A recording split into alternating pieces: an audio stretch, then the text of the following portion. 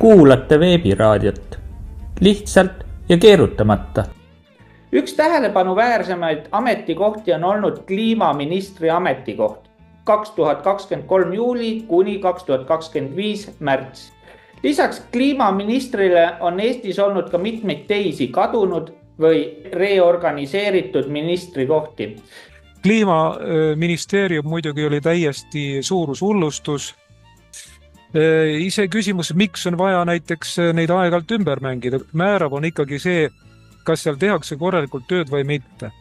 90. keskel umbes 2 aastat oli lausa selline ametikoht nagu eurominister ja miks oli seda vaja, sellepärast, et Eesti seadis sihiks saada Euroopa Liitu.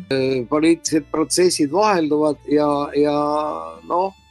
tekivad uued vajadused ja nii tavaliselt siis üks või teine minister kaob ajalukku, sest näiteks esimesel Eesti ajal oli ka selline ministri koht nagu töö- ja hoolekandeminister, mis siis hoolitses tööhõive ja sotsiaalse heaolu ja niisuguste asjade eest.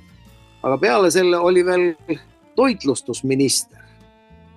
Kui tulla nüüd selle juurde, mis need just äsja valitud ministrid sinna on pandud, mina näen neist tankiste. Head patuoinad seal läheb. Ja neist ei ole kahju, see on põhiline. Ja neist ei ole kahju, just täpselt. Kliimaministeerium juba oli ja see neelati alla. Ja nüüd, kui Elon Musk on USA poole pealt, siis selline inimene, kelle poole konservatiividki vaatavad imetlusega, siis ma arvan, et mingi kosmoseteemaline ministeerium pähe määrida. Võiksime teha ju päikesesüsteemi ministeeriumi. Aga ütleme, et ka see on selline pigem ikkagi asendustegevuse minister. Aga tõsised ministrid võiksid meil olla, kellest tõesti nagu võiks loota, et nendest on rahva edenemisele mingi kasu. Võiks olla väga lihtsad ministrid, maaminister, metsaminister ja mereminister. Et kui on nüüd küsimus, et milline võiks olla uus ministri portfell, eks ole. Et mina pakuks, et miks mitte ikkagi rahvastikuminister, et seda hetkel minu teada ei ole.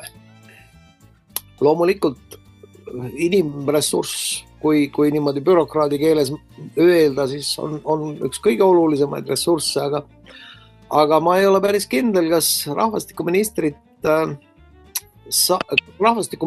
saab olla niisugune mõju rahvastiku taastootmisele.